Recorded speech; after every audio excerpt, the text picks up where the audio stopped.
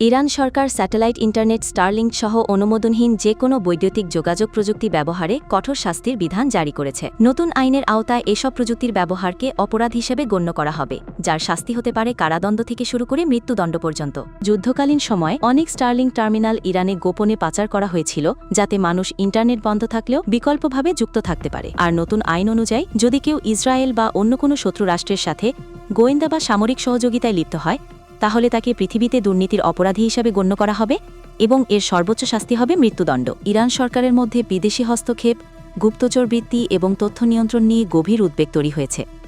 বিশেষ করে মনিটরবিহীন satellite internet যেমন স্টারলিংককে তারা ইসরায়েলি গোয়েন্দাদের সঙ্গে যোগাযোগের একটি মাধ্যম হিসেবে দেখছে, যা তাদের জাতীয় নিরাপত্তার জন্য হুমকি বলে মনে করছে।